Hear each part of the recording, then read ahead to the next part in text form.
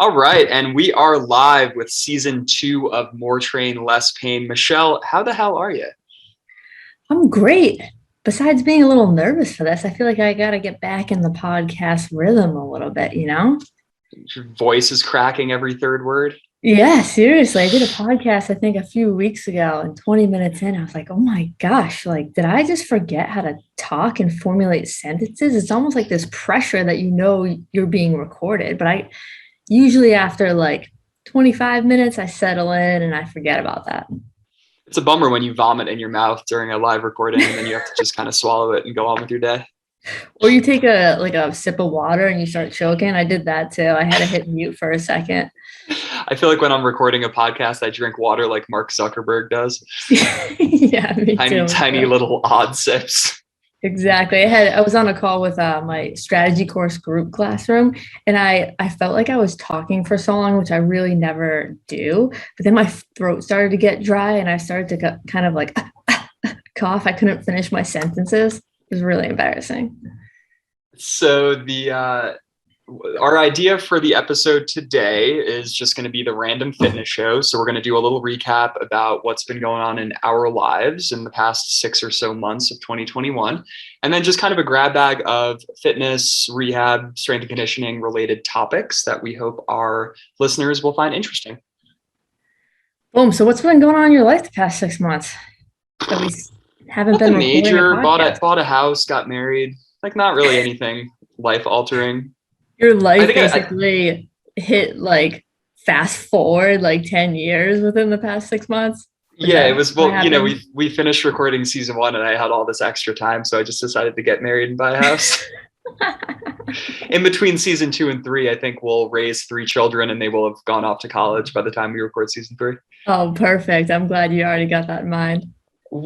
So yeah, I mean that's life stuff. That's probably not too interesting to people listening to this. I think I had mentioned this before, but in November of 2020 is when I got my left hip surgery. So when we were recording season 1, I was still, at certain points I was on crutches. It was still pretty recent, but for most of it, I wasn't able to do any running whatsoever because I wasn't to run until month 5 post-operatively. And I think that's after we recorded our last episode. So from a training standpoint, getting running back has been huge because that's just something that as much as I want that to not make me happy, as not reliant as I want to be on running. It's just I really like how running makes me feel. I like the feeling of running. I like the feeling of fucking running fast. It's probably something I'm just going to keep doing until my hips like literally disintegrate. Although, and we'll talk about this, I think that the manner in which I practice running nowadays is probably pretty conducive to continuing to do it till I'm 50 or 60 or 70 or whenever my total hips are, dear Michelle. So where are you now in the rehab stage? Like, how are you feeling overall since the surgery? I'm probably a year post-op. Our good friend Mike Camperini would probably know the date better than I did, but yeah, I think I'm like a year and 2 or 3 weeks post-op. Certainly better than I was before. Certainly not where I'd like to be in terms of not everything is comfortable all the time. There's days where I still get that left hip pain. I still feel like that's the primary limiting factor in me running more than 2 or 3 days a week, and certainly running more than like 10 miles a week. But I don't know, the busier life gets, the less running 20 or 30 miles a week is speaking to me. I mean, I really like what I do now with a day of sprints on the grass with Molly, just, run like 55 yards or 110 yards as fast as I can.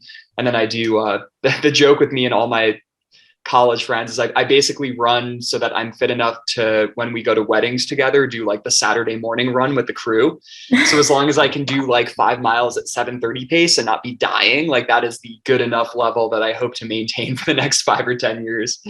Gotcha. People are going to get a really good glimpse this season at your hip and training history, not as a practitioner, but as a client, because we're going to sit down with Lance Goki, who was your past trainer, and then Camperini, who's your current kind of bounce off ideas guy.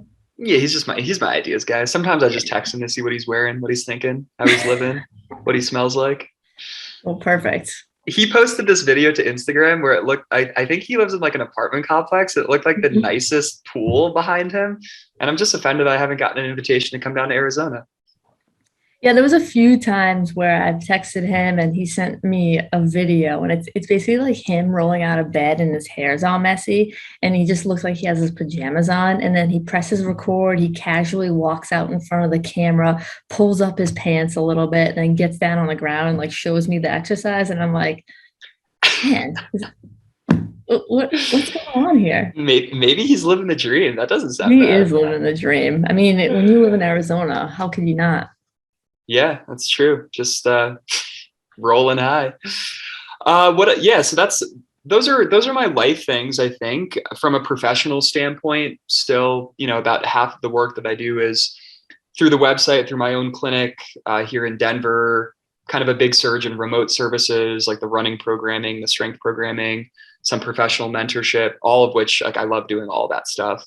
And then still seeing a little bit of home health physical therapy, but still like a 50-50 mix of those things, starting to talk to some technology companies and maybe making a pivot into doing some part-time work for that kind of stuff. But yeah, life is mainly good. What do you got going on, dear Michelle? I got married as well. We want to Congratulations. preface that it wasn't to each other. We are not married to one another. Very important note. Exactly. I did a lot of traveling. So I visited a few national parks, which was amazing. Just had a kind of good time this summer with the constraints that basically were put on us this summer. My own training, my goal last month was to be a little bit more structured because obviously I had wait. You're also didn't you get an addition to your family?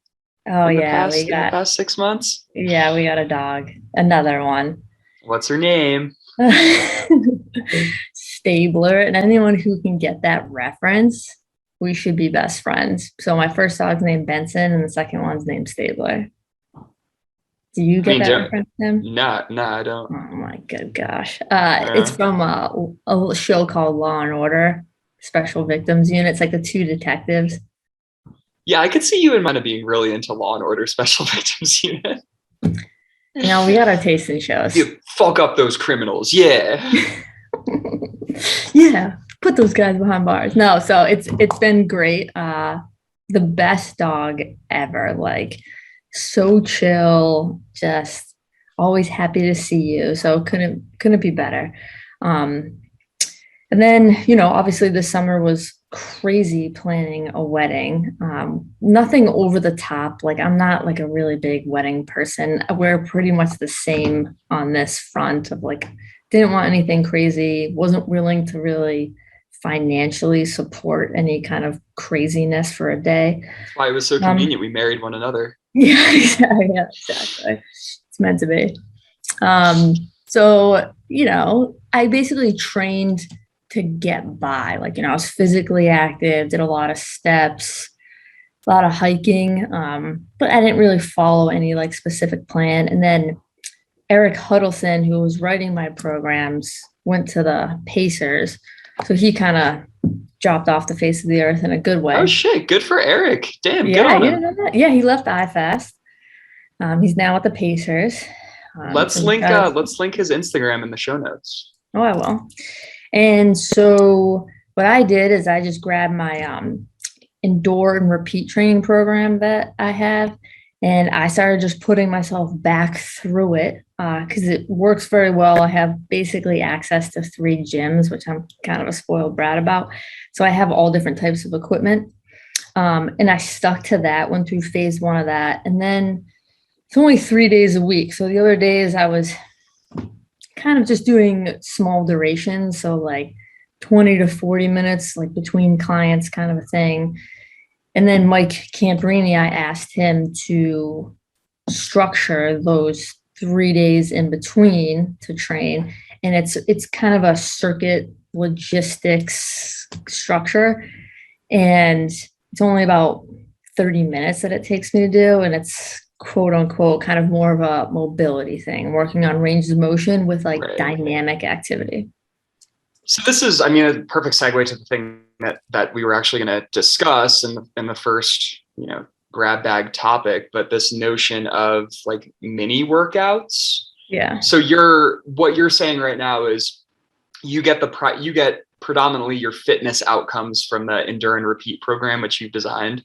So that's got like the power, the strength, I would assume some of the endurance type of things. And then you brought Campo on board so that 3 days of work, you just do 30 minutes of things that are more oriented towards like maintaining or restoring ranges of motion. Yes. Okay. Which kind of takes us into another topic of like, well, how do we know that's actually happening? And like the difficulty. No, I don't want to go there yet. No. We will go there though. Yeah. But yeah, so usually for my busier days with like clients, you know, I maybe have an hour between clients or 30 minutes between clients.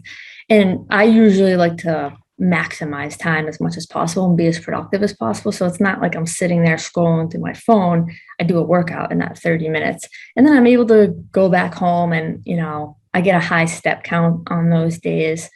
And maybe I'll go for like a long walk at night. But I wanted to make sure that in those 30 minutes, you know, kind of maximizing, I don't know if it's like my goals, but things that can benefit me in the long run. Yeah, because you don't really hurt.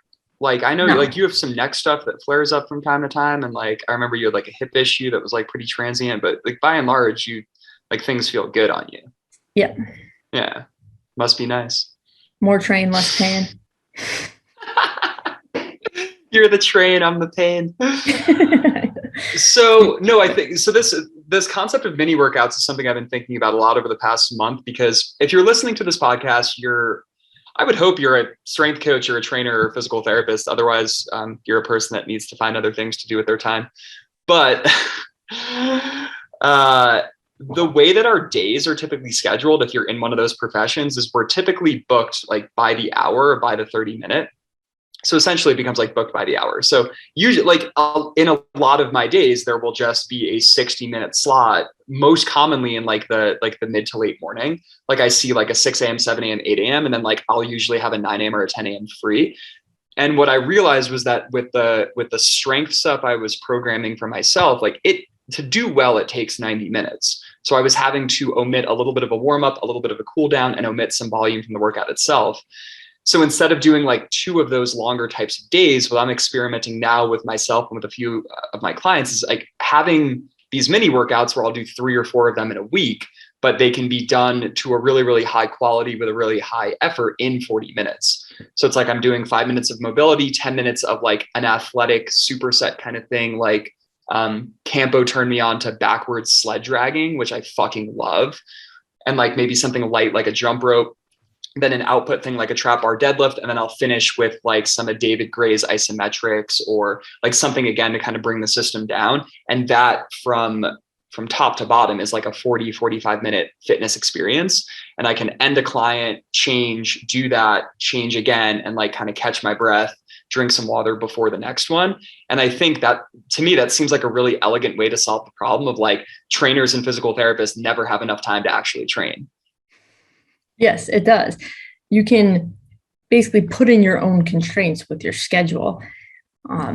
In some ways, we're privileged in a way because where we work out is our place of work. So it's kind of like it's hard to find reasons why you wouldn't do that. But yeah, if you're back to back to back, and then you can go home after that, it's hard to not be tempted just to go home.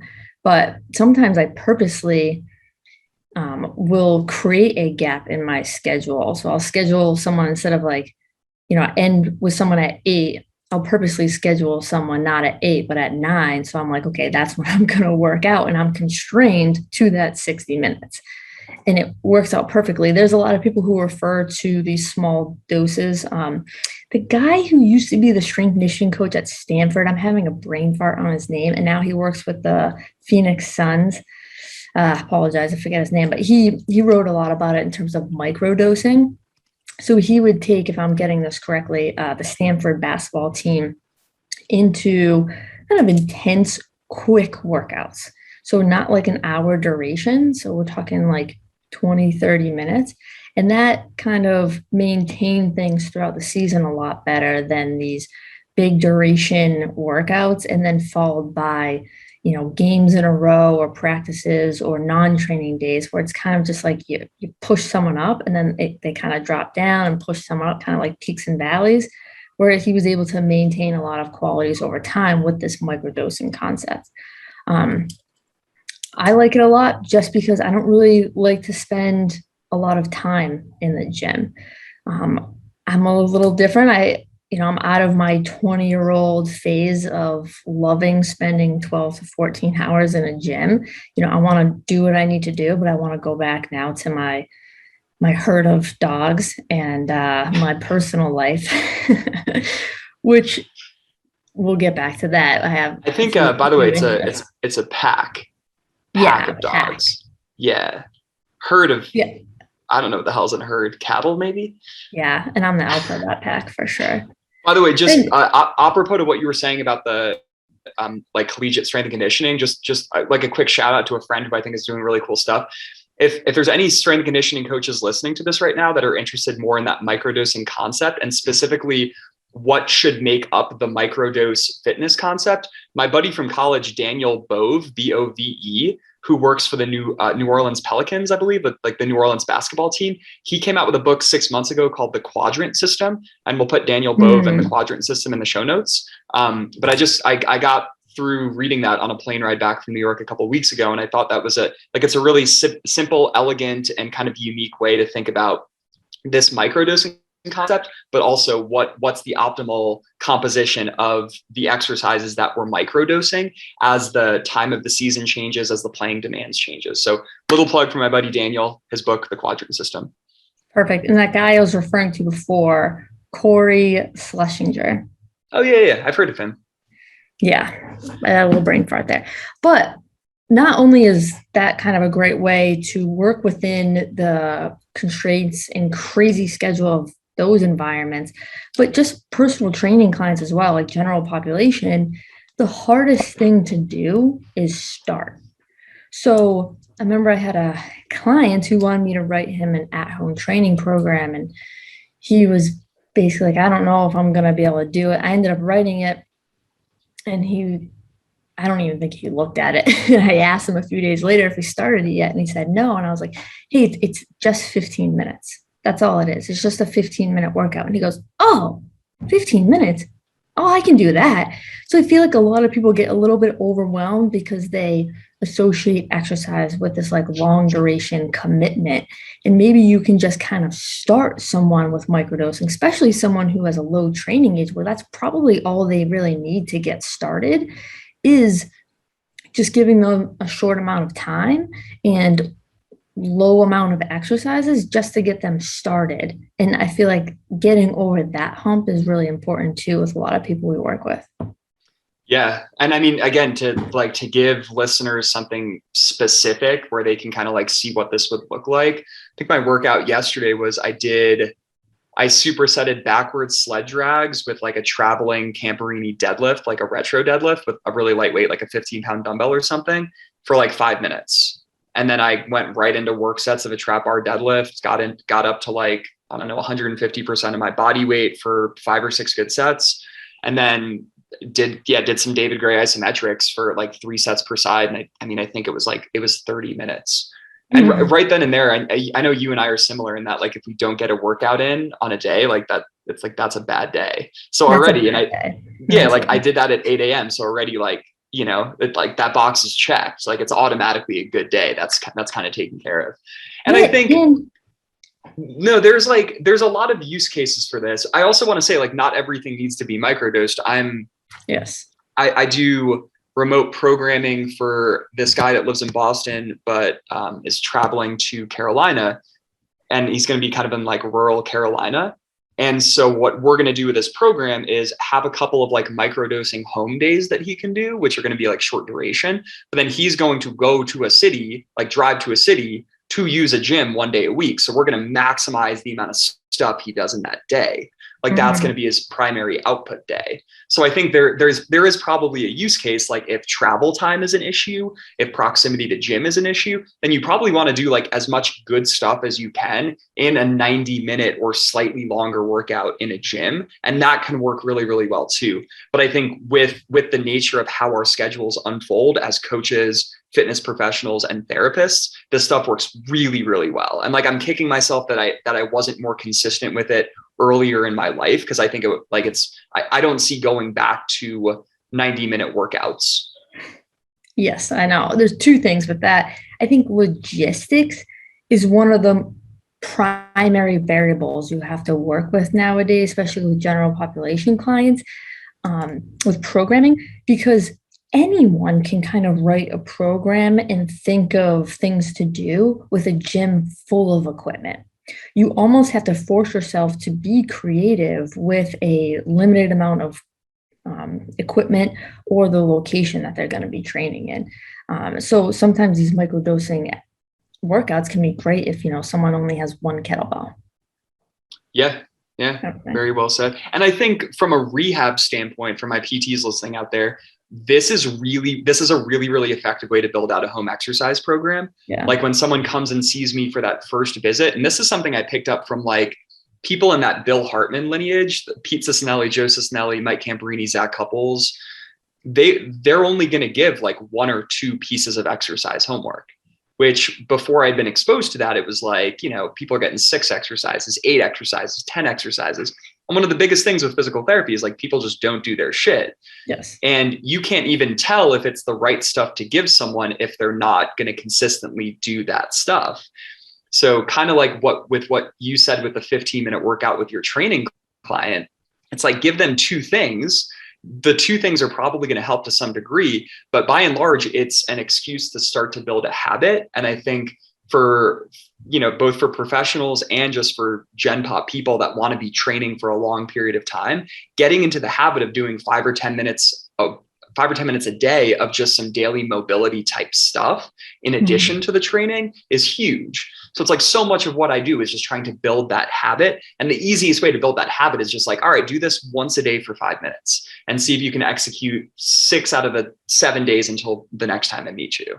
Yeah, absolutely. The workout literally was put a 15-minute timer on and do these 4 exercises in a row until the timer goes off. That's just it.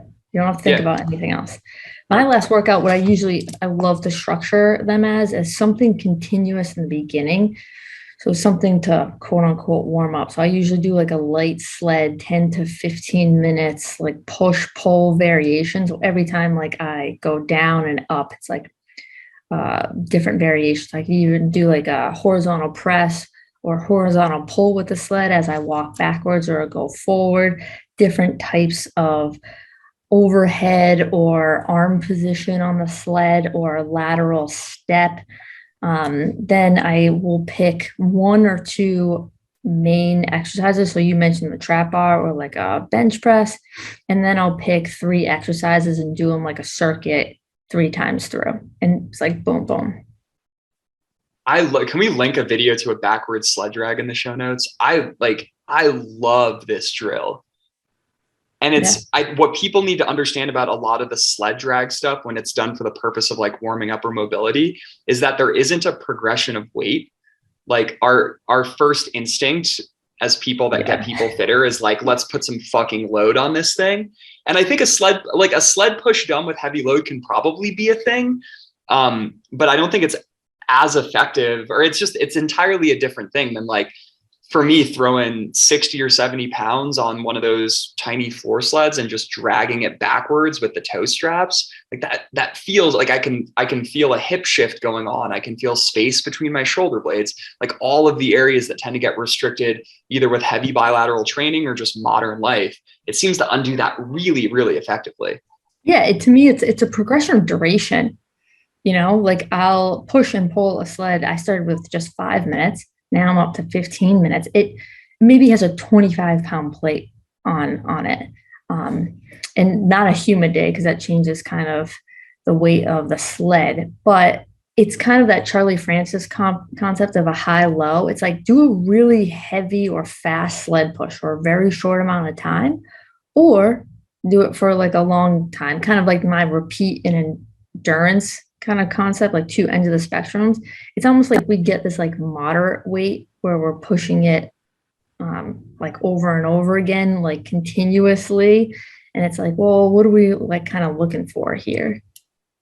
When you do the backwards sled walk, where is the handle? So is it out in front of you? Is it a little bit, is it low on the sled? Do you have your hands actually physically touching the sled?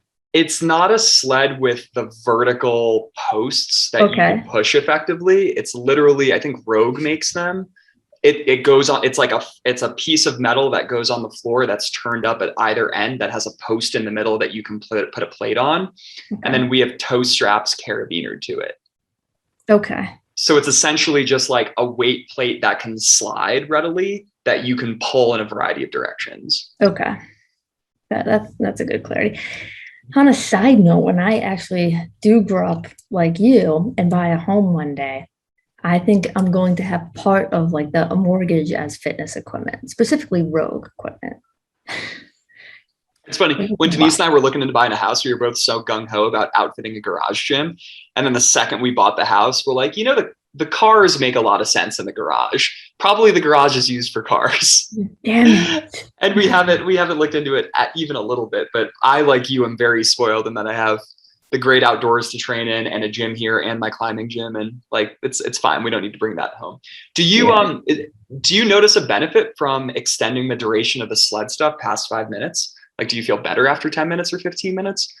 Or are you thinking you're developing some aerobic qualities with that? Probably more so the latter, but I think after 5 minutes, I feel really good. So it's almost. Yeah, that's kind of what I've noticed. Yes. After that, it's more of just an endurance thing for me. Yeah, that makes sense. Recently, sorry, kind of connect that to what? So, to something that we alluded to, because both of us have had kind of big life demands in the past 6 months. And I know like the wedding itself wasn't even that bad for me, but it's like in the past 3 months, I've been traveling every other weekend for other people's weddings, like just flying places.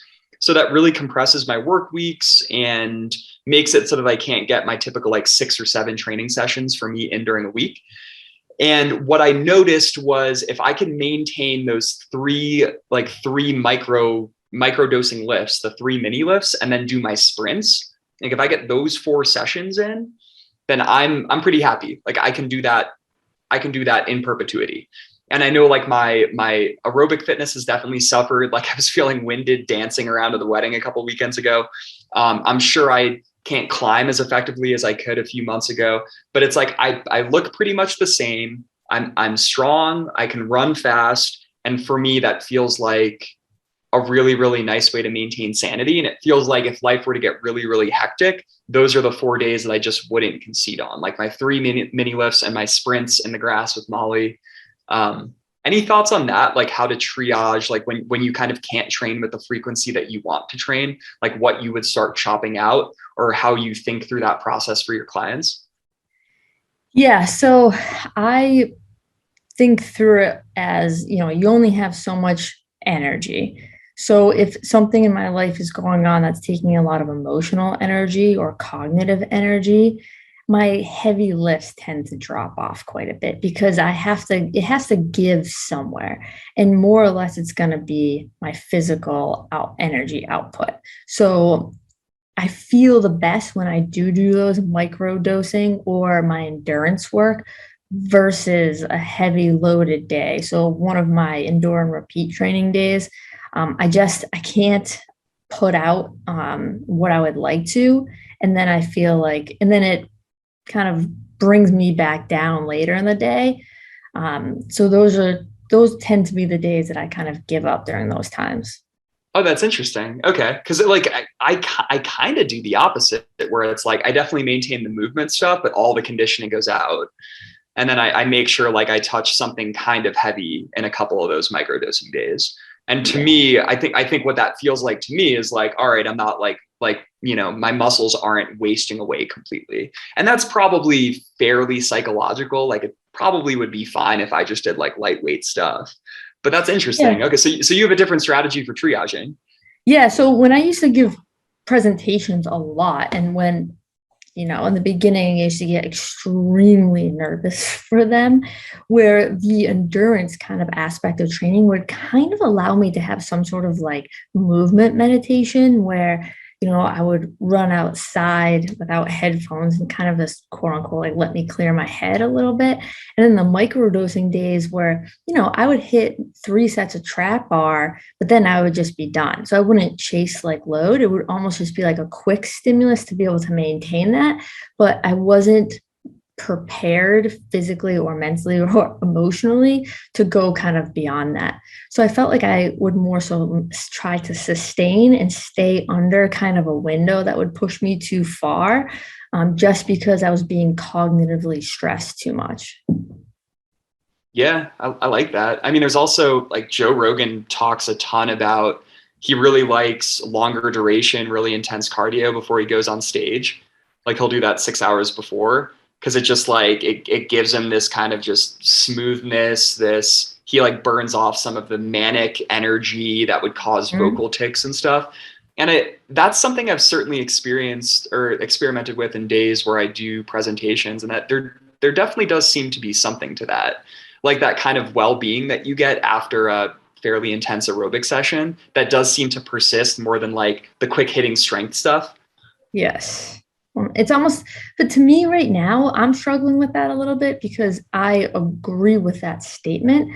However, the quick hitting stimulus stuff is almost easier for me to get in just because of time constraints and being at the gym, where that's something I can do really easily in those periods of times we're talking about versus that high intensity cardio, which is kind of what I do enjoy and feel like I benefit more from.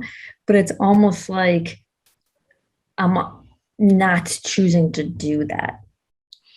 Yeah, not to sound like too much of a basic bro here, but in the past month or two, I've been Denise, my wife has a Peloton, and then there's a Peloton at the gym here, and like that's been really really effective actually. When I'm just like, all right, I want to like try hard and get like quick conditioning in, especially if my hips are a little sore or something. Like you can really get like a good 35 minutes in, and that by no means is that training.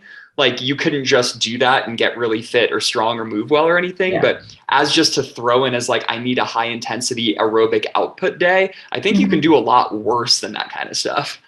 Yeah, absolutely. And again, it goes back to making something easy for someone to start. So, like, instead of you going to the gym or being like, yeah, I need to go do something for 45 minutes an hour, you're like, oh, I got 20 minutes, I got 30 minutes, I can get a bike in.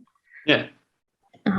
Speaking of like life demands and management of energy, something also since season one to season two, hopefully people can relate to this, is, we've talked before about kind of being over that 20-year-old stage of being at the gym all day. And something I'm struggling with now is, I used to spend hours of my day like reading and writing and kind of diving into like these rabbit holes. And the past 6 months, I've almost been like paralyzed by analysis of trying to be more focused with my next steps instead of trying to do everything all at once, which is what I was guilty of before. And I've actually, you know, taken a little bit of responsibility in thinking about, well, how am I making these decisions and the importance of reaching out to people, talking through these things with people. So I've reached out to a lot of professionals recently to get like kind of their opinion, run some ideas by them. It's more so because I want to place more of my energy with my personal life. And, my job and profession now has become a way to provide for my personal life instead of kind of the front runner. And that's okay. It's just a transition in your life and priorities. But now, in the fitness realm, I used to kind of just try to do everything all at once. And now I have a limited amount of time, a limited amount of energy. And it's like, well, now just like training, I feel like I need to be a little bit more dialed in on a focus, and make sure I'm staying on track and then move on to the next one. Yeah, I like that. I mean, that's, as in training, so in life, right? Like there's people talk about like the burners theory. Like if you have like family, friends, fitness and health, and profession, like you only have so much gas between those four burners. Mhm. And it's like when you dial up your family dial, it doesn't mean that you completely neglect the professional one. Like obviously you're still doing amazing things professionally. We're still recording this podcast, but it certainly means that you're going to have to be more efficient, and in the less time that you're spending doing these things, how can you maximize the return on that time? And I think that's probably a really healthy process to go through, because it doesn't seem like it would be sustainable long-term for anyone in this profession to just be like, all right, yeah, do it 100 hours a week, do all the things. Maybe that's necessary initially. I know in PT school, like I'd be in class and I would just be like reading PT articles and strength and conditioning articles instead of like I'd be half listening to the class, but also like, so like maybe you need that point in your earlier mid-20s, but it's certainly like, I don't know, do you feel like it gives you a better appreciation for what a lot of your clients are going through with their life demands? Yes, absolutely. I think a lot of fitness professionals, again, myself included at certain times, think that what you're doing is the most important thing. I'm trying to hold back and saying something, but we'll see where it goes. But again, I also think too, in terms of physical therapy, why I think we both have so much interest in certain people is because they kind of see a big picture. And especially you as a physical therapist as well, we kind of think that like the physical interventions that we're doing on people will fix these symptoms and causes and problems. Whereas you have to have a perspective. There's so many inputs and outputs that, I'm going to do the best I can in the realm that I'm working with, but I also have a respect for all of the other factors that are going on that may impact the cause or the symptom or limitation that I'm seeing in front of me. Yeah, I mean, that's exactly why, like, if you're a physical therapist listening to this and you're seeing 4 patients an hour, and you just kind of have to make your best guess at what's going to help that patient, like quit your job and start a cash-based practice where you can be one-on-one with someone for 50 minutes. And I joke about this, like there's 5 to 10 minutes of like the first 5 to 10 minutes of every session is like usually just me bullshitting with the client. And like, there's something to be said there for rapport. There's something to be said there for client retention, but really like that's a time to get a read on what's actually going on in this person's life. I had a session today at 7 a.m. with a really, really close friend from college, and he's on a monthly plan for me, but he couldn't meet last month just because they bought a house and like work for him was getting so hectic. So I had no idea what direction to take his monthly movement management stuff because I didn't really know what was happening in his life. So that 10 minutes of just like, this is what's going on with the marriage and the house and the job. And all right, cool. So like, what are you thinking of, how are you going to structure your training for the next month? And then I could determine how I could be most useful to him. But if you don't have those opportunities to connect with your people and learn what the everything else is in their life, then you're always going to be a little myopic. You're never really going to like efficiently and optimally accomplish the outcome that you're trying to accomplish. Yes, exactly. And this is why I definitely don't get frustrated because I'm definitely the opposite of an emotional person. But what I try to do with my clients specifically is I don't try to have the mentality of fixing them because I know sort of my world is a constraint in itself in terms of if someone has knee pain, I'm going to focus on what they can do. I'm going to try to really point out and acknowledge their current capabilities. And hopefully the decision making that I do will help them in some way with those pain issues. But if you think that you're just going to stop life for an hour and do things as a fitness professional, and do things related to trying to fix that person's knee pain. Maybe you do have the capabilities of that. But what if that person is leaving the gym or coming from something that's directly influencing that knee pain that you're completely unaware of or completely powerless to? So it's kind of like, have a good perspective, be able to zoom out and zoom in, not just get stuck on zooming in. I think that's really well said. Because obviously, if you can't zoom in, then you're not going to give a good, detailed, individualized training program. But if you can't zoom out, then it's really, really easy to think that what you do as a rehab or fitness professional is the most important thing. Yes. And that becomes like the assumption is it's the most important hour of your client's day. And the only newsflash to most people, like it's totally fucking not. Like Yeah. it's like we would like to believe that, and it's incumbent on us to make it maybe the most enjoyable hour of that day, to maybe make the fitness and rehab outcomes leap up in priority in terms of their life. But it's like that's probably the fourth or fifth or seventh most important thing that they have going on that day. Yeah, it's just, it's not to say that you can influence that person in a positive way, for sure. And exercise patience when you do that and have a long-term perspective. But don't kind of think that you're the only variable that's directing that change, if that makes sense.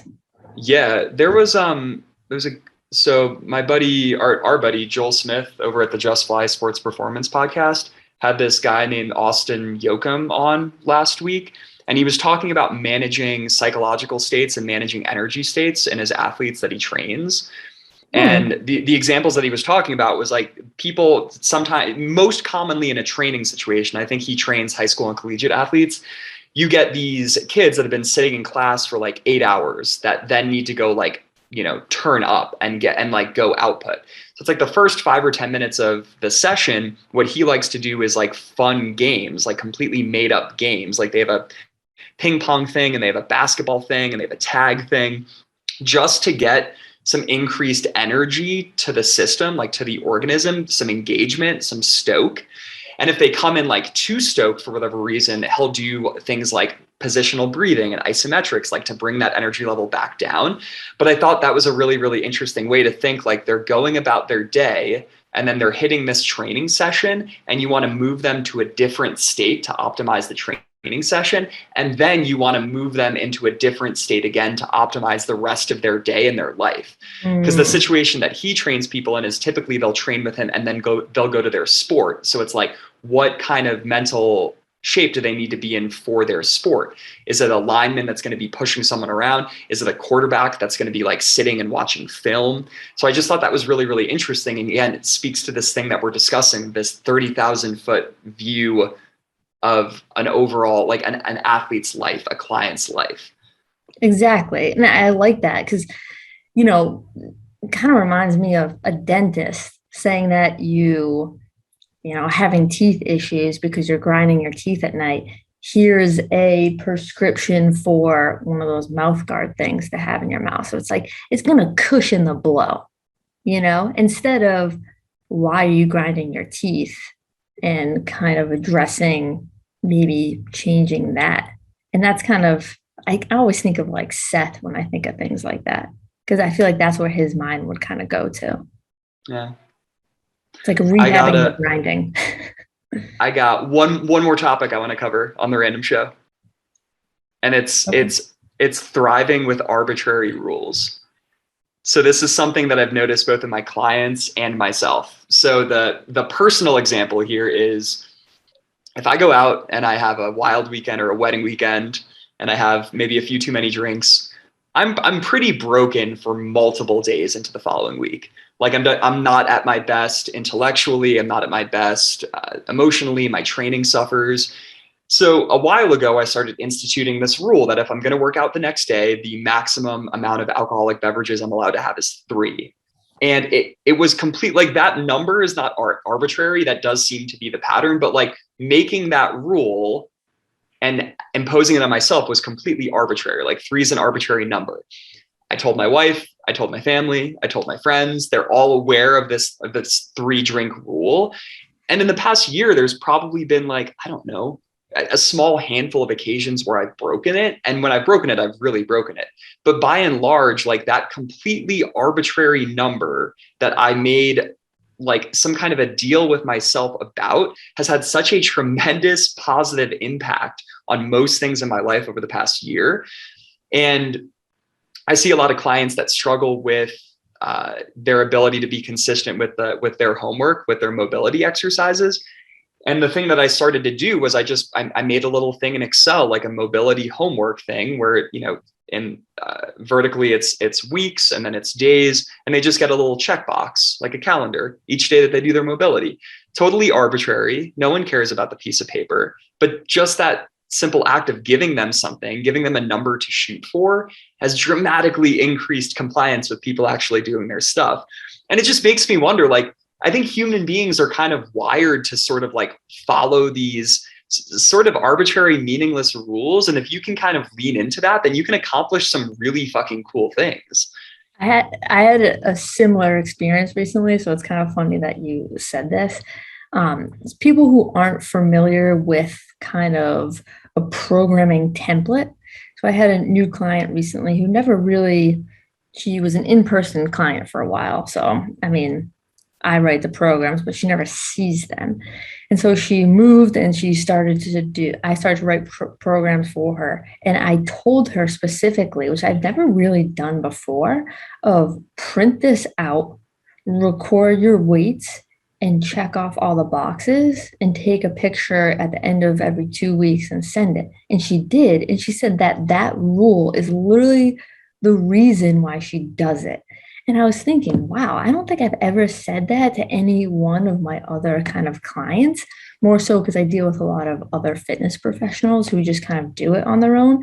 But I think like now moving forward, I will try to put rules in place to keep people more, keep their communication with me of like what they're doing, but also making sure, they know that they have to do something and have to kind of be accountable for it. Yeah, I work with a client who was struggling with getting a certain amount of workouts in a week. And he was especially bad at like hitting the strength stuff that I was programming for him because he just liked to run. Like he would just go for runs, then his body hurt. Mm-hmm.